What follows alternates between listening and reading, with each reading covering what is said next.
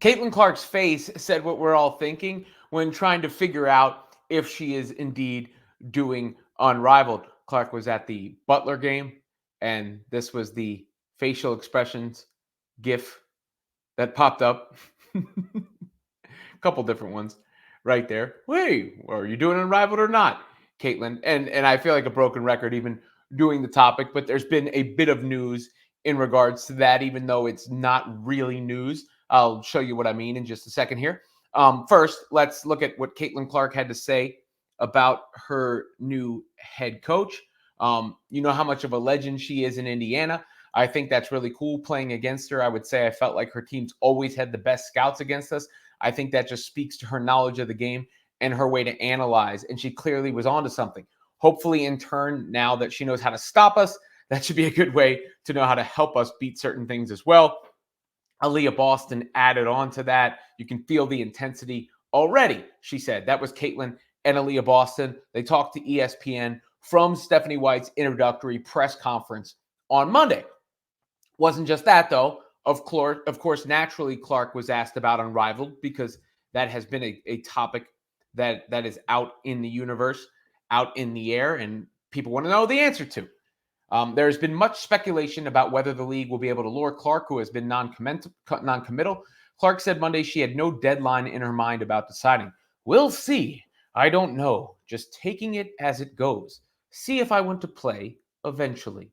So she's given these responses before about things and saying taking it step by step or, time by time, instance by instance, and it's generally meant no. But in this case, I think it might mean yes, because why does she let it simmer? Why does she keep the door open when she kind of already shut it in the past, right? When the WNBA season ended, the Indiana Fever season ended, Caitlyn Clark seemingly was definitive that she wasn't playing basketball in the offseason.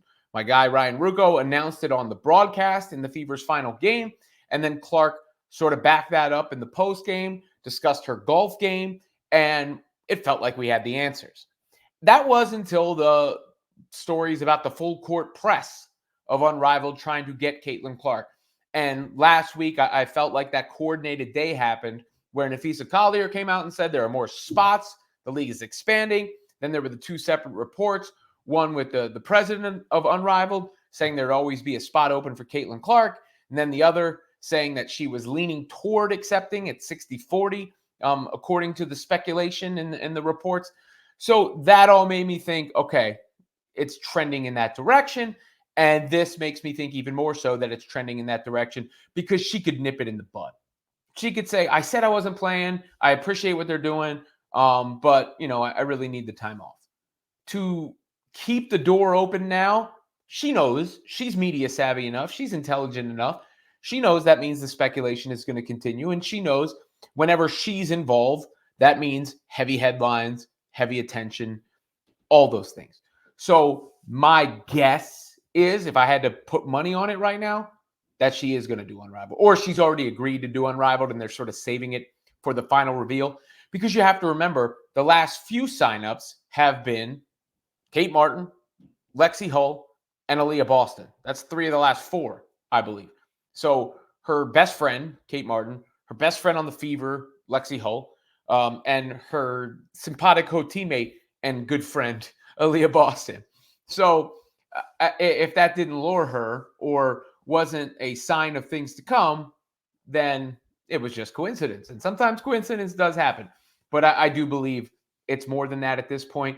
And I do believe, that break, she's already had a break. It's been a couple of months now since Caitlyn Clark has played basketball. She hasn't had that kind of break in a long, long time, the break that she's already experienced. And maybe that offseason is too long. I know I would get antsy. It's nice to have some time off and decompress, but eventually you want to get back to it too. And maybe that's what Caitlyn Clark is feeling. Maybe not. I mean, she holds all the power. It's got to be in a great position to be in to have all the leverage. Now, Nafisa Collier was asked about this on Paul George's podcast, and this is what Nafisa had to say in regards to Caitlyn Clark. I read, and you mentioned this, that Caitlyn Clark should be one of the top paid players right now because of what she's doing with the numbers that she bringing to everything. And you said 75,000 isn't enough in the WNBA, if I'm right. So, with all that said, since we talking money, what is Unrivaled being, willing to offer her to join? That ain't trying to get me in trouble. No. There's little numbers. I can't give numbers, obviously, but I mean, I can tell you substantially more than what she's making in the WNBA. I do think she needs to be paid fairly, and we would be offering her a fair compensation for what she's doing. That's all I can tell you. Yeah, I pay her a lot. Stop being a little too nosy, Bunky. No, a little too nosy. I would have to say, I just can't. See, she said she would ask the same question because like this. Look, I mean, she can get them, and who else wanted her? Ice Cube, right? Mm-hmm. Yep, come on. People be speeding up these podcast clips nowadays. I guess it makes it more efficient. Look, Nafisa is a great ambassador, a great player. And obviously they're trying to make that thing a success. And the best way for them to make that a success is to secure the services of Caitlyn Clark. I think everybody understands that. And referencing the players I just said, her team could be Aaliyah Boston, Kate Martin, and Lexi Hull. I think they 6-player teams or something. But nevertheless, that could be the bulk or the foundation of her team. And I know they're hiring experienced coaches to get work in, and you can build camaraderie, chemistry. I hope she plays for the Laces if she does play, because I like that gear. I'd like to cop some of that gear. And of course, she would get the hefty salary along with the equity, and a bunch of these players are going to get the equity. I think it would,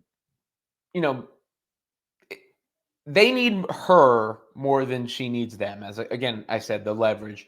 But I think it would be great for the game. I think it hopefully would end any of the remaining circling negativity. And I would, if I were her representatives, I would make that clear. Like, we're doing this. All the press better be positive. All right. Like, you understand, like, second that signature hits the dotted line, flowers, rainbows, unicorns flying, dropping flowers and rainbows. Do you understand? Like, that needs to be the message that's put out there. But to me, and this is just my speculation, I am obviously going off nothing other than the quote that you just saw. The fact that she is leaving the door open means there's a chance it's going to get kicked open. And maybe she'll be the last player announced. Or maybe she really is just thinking about it still. That's also people are allowed to think and not have their minds made up. That's also allowed. And just because she's more famous than almost anybody doesn't mean she can't be afforded that luxury too.